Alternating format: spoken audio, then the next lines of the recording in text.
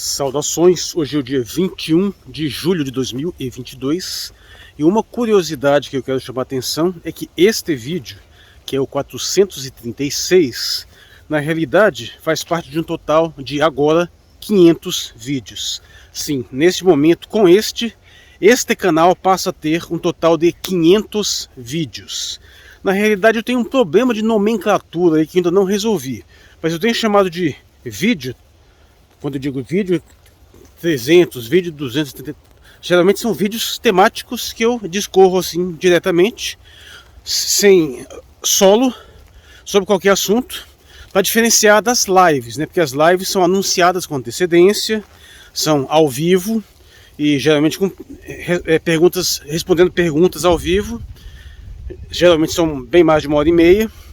E além desses vídeos e destas lives, eu ainda tenho 4 chamadas para lives externas. São aqueles pequeninos vídeos de 40 minutos que eu apenas coloco um link para ir para alguma live fora do meu canal.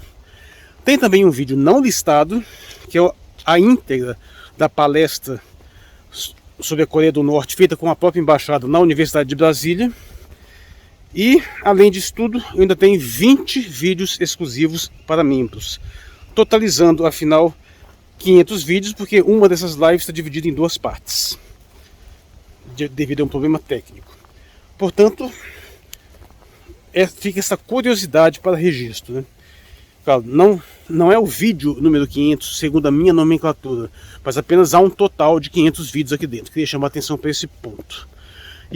Mas este vídeo aqui, que é o 436, ele tem como objetivo atender, em parte, a uma reivindicação, né? De alguém que perguntou, aliás, mais de uma vez me perguntaram sobre se eu não deveria fazer alguns vídeos mais de formação filosófica mesmo, no sentido de dar aulas de filosofia.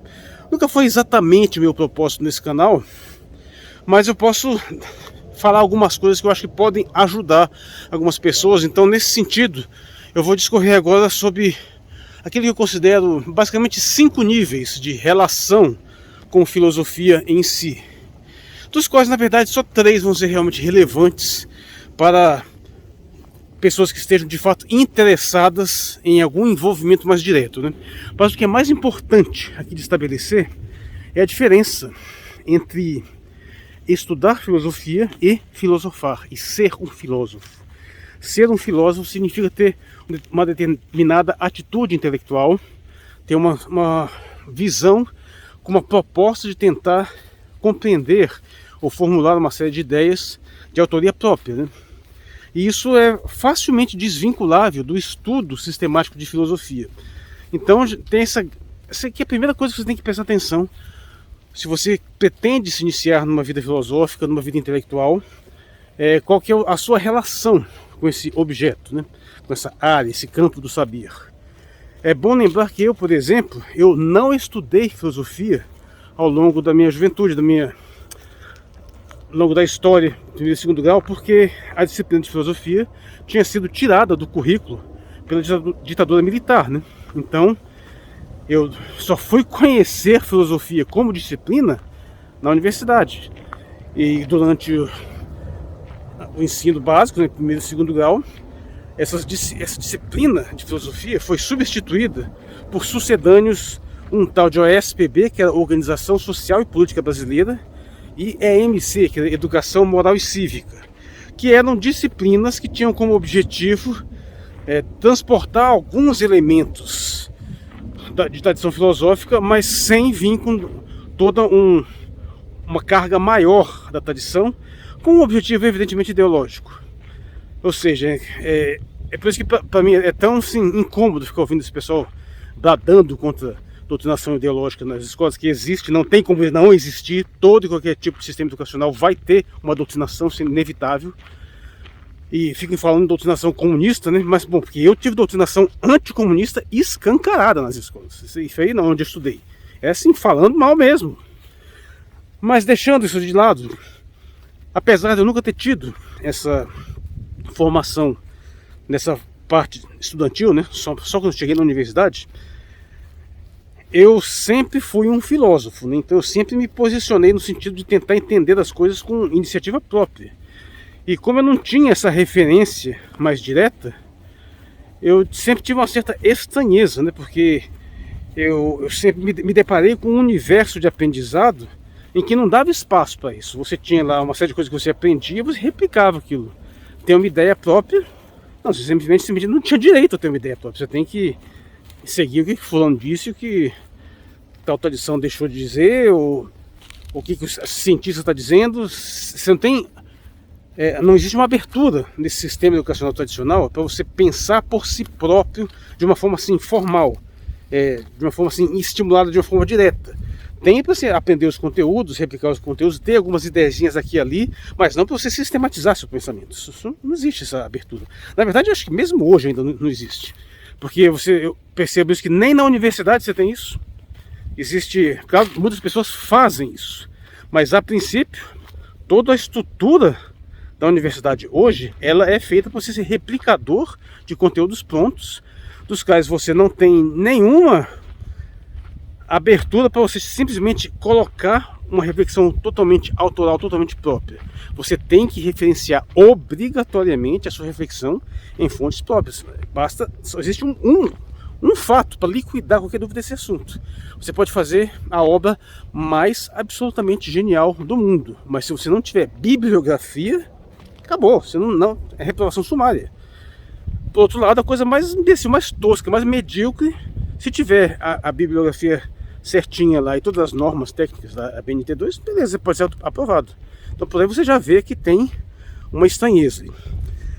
Mas com relação aos tais 5 níveis que eu tinha me referido anteriormente, o primeiro é o nível nenhum, né? Porque não chega a ser 0, porque na realidade, no que se refere à filosofia em si, no fundo é impossível você não ter algum grau de contato, não só de um contato direto ou indireto com a tradição filosófica, ou não ter algum grau de reflexão própria. Isso é impossível. Você, como ser humano, em algum momento você tem alguma ideia, em algum momento você tem um argumento, você faz uma dedução, você pensa alguma coisa, não tem como não ter. Então, quando eu coloco isso no grau mínimo, são aquelas pessoas que realmente não vão ter nenhum interesse em se envolver mais com filosofia, ou estudar mais, ou nenhum interesse intelectual em si, mas isso não significa que ela está totalmente à parte dessa realidade, porque a sua simples condição humana te mantém preso em algum grau de possibilidade de reflexão. Não tem como você não ter, em algum momento da vida, algum tipo de abordagem, de vivência, em termos de você tentar pensar por si próprio, você argumentar em algum determinado momento. Isso é impossível. O ser humano está fadado a fazer isso em algum momento da vida. Mas o fato disso não ter nenhuma sistematicidade, não ter nenhuma pretensão nesse sentido, eu posso colocá-lo como uma pessoa que não tem realmente contato ou interesse com um universo intelectual, um universo filosófico. Então vamos passando para o nível 2, é aquele que vai abranger qualquer pessoa que tiver um contato mínimo com qualquer grau de intelectualidade, de saber em si. Especialmente se for na área de humanas, né? Entre aspas, não tem como você não ter algum grau de contato mínimo com filosofia. Se você for estudar economia, estudar sociologia, estudar psicologia, não tem como você não ter um contato, às vezes até direto, com pensadores de uma tradição filosófica. Porque você, mesmo que você vá direto naqueles autores mais específicos do seu campo, né, mais específicos da área da linguística, da comunicação, da história, esses pensadores sempre têm contato, eles têm contato direto com pensadores da tradição filosófica. Então, pelo menos ouvir falar de algum dos grandes pensadores, você vai ouvir falar, não tem jeito. Então esse é o grau mais comum de qualquer pessoa que se aventure em qualquer área do saber minimamente sistematizada, mesmo que nem seja na área de humanas, mesmo que você seja de uma área totalmente assim, desconectada de forma direta, como por exemplo engenharia, que é bem diferente de você estudar física. A engenharia, em algum momento, você pelo menos vai ouvir falar de matemática, vai ouvir falar de alguns princípios físicos básicos que vão se conectar em algum maior ou menor grau com alguma tradição intelectual que está conectada à filosofia. Ou seja, não é possível você ter qualquer tipo de vivência acadêmica, ou nem necessariamente acadêmica, mas técnica a respeito de alguma área do conhecimento mais direto, mesmo que seja uma coisa espontânea, uma coisa apenas de iniciativa própria, sem passar por uma instituição, sem que isso em algum momento não te põe em contato ainda que indireto, com qualquer área da tradição filosófica. O nível 3 é aquelas pessoas que vão direto, que não apenas vão ter um contato espontâneo, você tem um contato em algum momento e você é puxado para aquela área, então você vai diretamente se envolver com filosofia. Esse nível 3 é o meu nível. Por quê? Porque eu comecei como filósofo, eu sempre tive um pensamento próprio, e quando eu descobri que existia uma tradição de pessoas que faziam o que eu sempre fiz, inevitavelmente eu fui atraído para ele, né? Apesar de estudar filosofia e ser filósofo serem coisas diferentes, uma coisa geralmente leva a outra. Mais comumente, ser filósofo te leva a estudar filosofia. O contrário também acontece, mas é um pouco mais raro, porque é muito comum que pessoas estudem filosofia, se formem até na área e tenham até tese, mas na verdade eles não chegam a filosofar num nível mais profundo, porque eles basicamente fazem uma abordagem mais, um apanhado mais geral, um apanhado mais técnico, e aquilo que eles vão desenvolver para serem aprovados nessa cadeira, né, ele basicamente vai ser algum tipo de comentário de obras famosas com devidas referências, ou seja, ele tem que demonstrar, tem que provar que ele fez um estudo sistemático de alguma coisa. Mas de um modo ou de outro, essa é a área pela qual eu passei, porque eu me formei em filosofia na universidade. Então, eu estou nesse nível 3, esse nível intermediário. Não estou no nível 4, por quê? Porque o nível 4 são aquelas pessoas que vivem mais diretamente disso, né? Eu não vivo de filosofia, meu trabalho não tem nada a ver com a área filosófica e o trabalho que eu tinha antes também não tinha. Quem faz isso foram os meus professores, são as pessoas que estão vivendo no mundo acadêmico. Então eles lecionam filosofia, eles escrevem livros sobre o assunto, ou seja, a vida deles gira em torno disso. Então não é o meu caso. Eu tenho essa vivência mais pessoal, mas não é uma vivência profissional. Eu seria o nível 4. E o nível 5, que as pessoas que tendo uma vivência profissional vão realmente se destacar num nível mais sofisticado, que são pessoas que vão se tornar referência, vão fazer publicações e vão se tornar os reconhecidos intelectuais do futuro, né? Pós-mortem vão ser reconhecidos como personalidades minimamente relevantes na história da filosofia. E evidentemente não tem possibilidade disso acontecer comigo, porque hoje a filosofia é totalmente academicizada, totalmente profissionalizada. Nem sempre foi assim.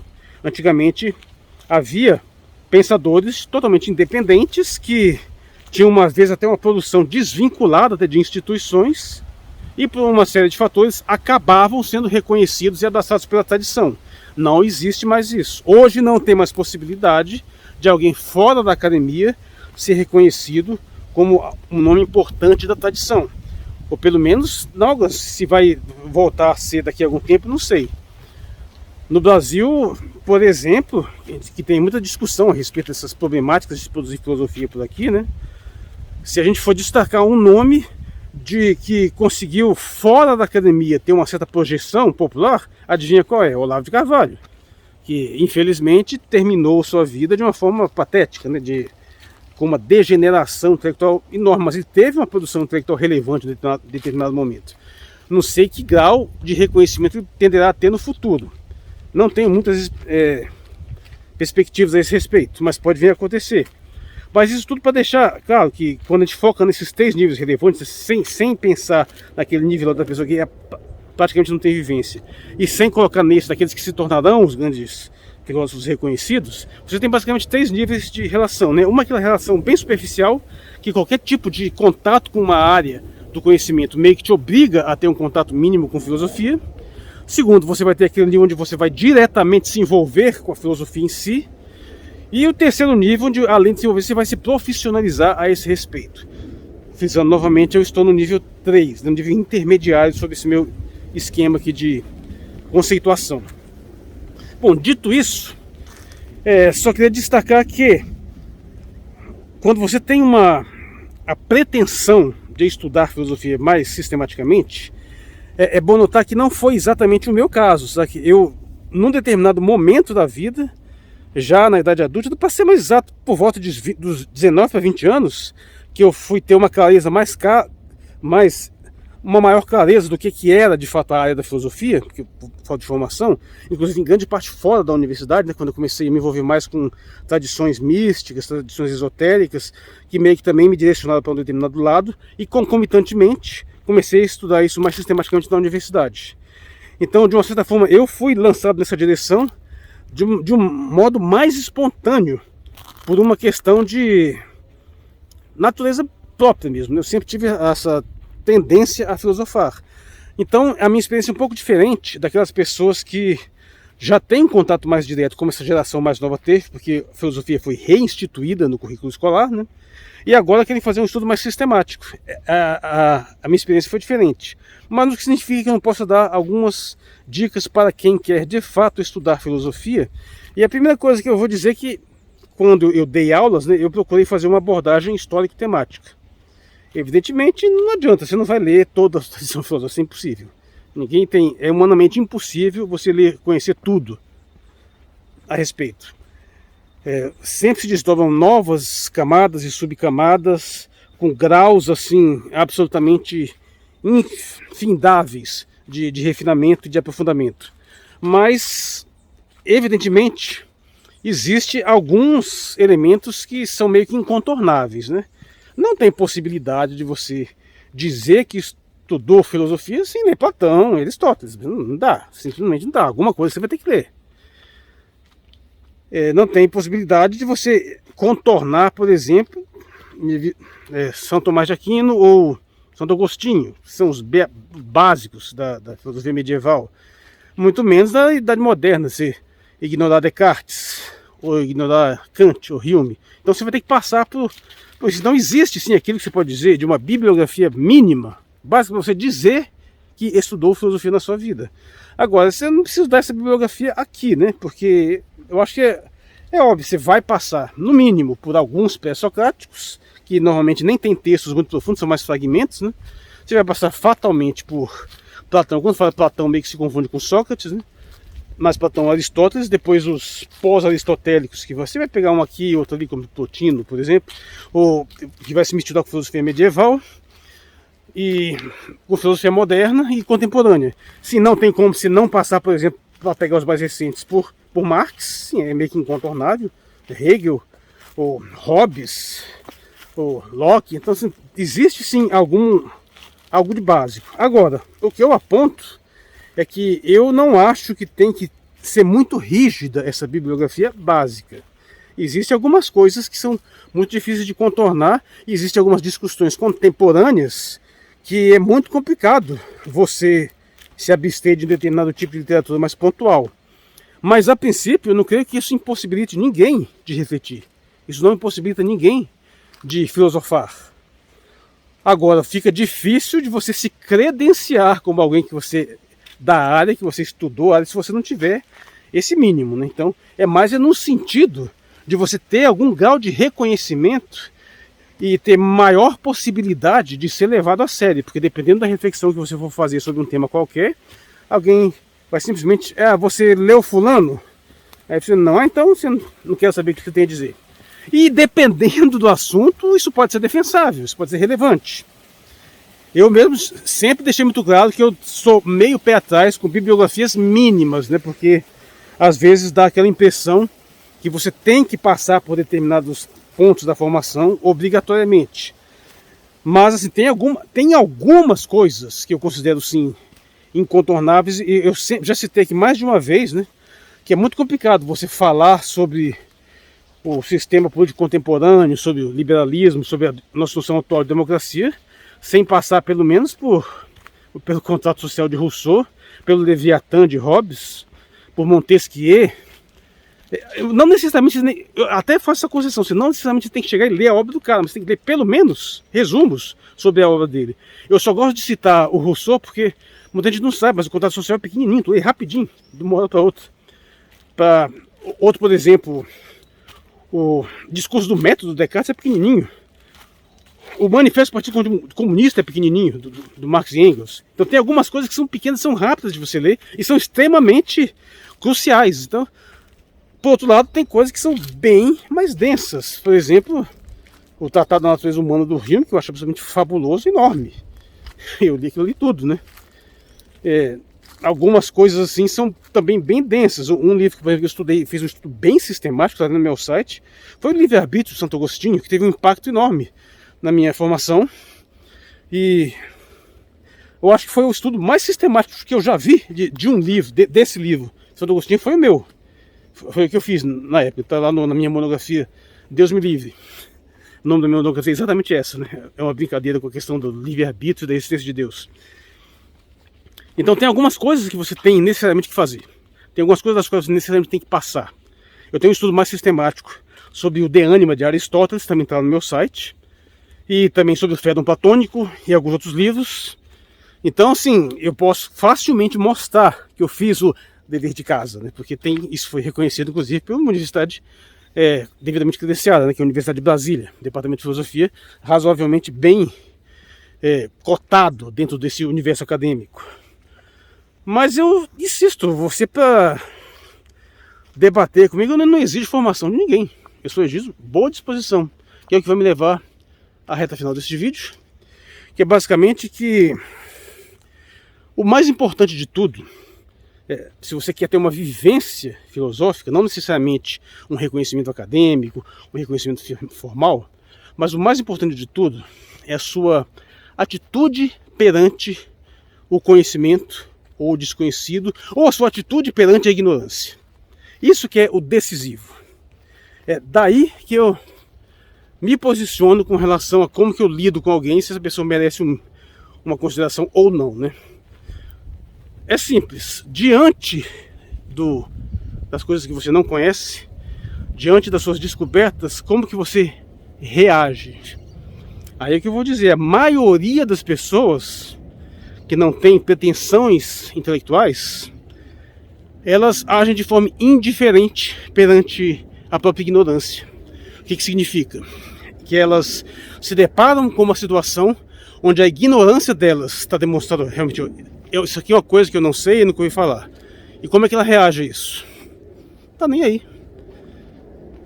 Ao passo que a pessoa que não se satisfaz com a própria ignorância, ela vai tentar mudar essa situação. Então ela vai entrar em contato com alguma coisa que minimamente lhe interessa, claro, né? Não tô me referindo, evidentemente, à fofoca da fulaninha. Mas alguma coisa minimamente relevante, você se deparou com algo que você não sabe. Qual que é a atitude perante o conhecimento? Curiosidade. Você vai que você quer saber o que é isso.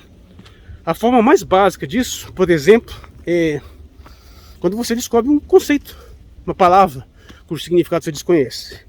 O que faz a pessoa que tem o potencial de se desenvolver intelectualmente? Quando ela pega uma palavra cujo significado ela não conhece, ela vai atrás de descobrir qual é o significado dessa palavra. Ela não vai se satisfazer em não conhecer. Essa é a atitude perante o conhecimento que é absolutamente fundamental, absolutamente incontornável. Porque se houve uma palavra que você não conhece o significado, que surgiu em algum contexto, que pode ser decisivo para você entender alguma coisa, e você não sabe o que é e não está nem aí, sinto muito. Então existe possibilidade de você se desenvolver intelectualmente. E é o que a maioria das pessoas fazem. É por isso que eu sempre tive tanta raiva daquela frase imbecil de que dicionário é pai dos burros. Mas é o contrário. Quem vai atrás de um dicionário é exatamente quem está tentando reverter sua condição de ignorância. Ou seja, o sujeito que se deparou com uma palavra que ele não conhece o significado, ele vai atrás de procurar saber. Ao passo que o burro, ele não está nem aí, não se preocupa. Burros não consultam dicionários. Burros nesse sentido de pessoas ignorantes. Então não existe frase mais estúpida do que essa de que dicionário é pai dos burros. É o contrário. É o guia dos que procuram saber.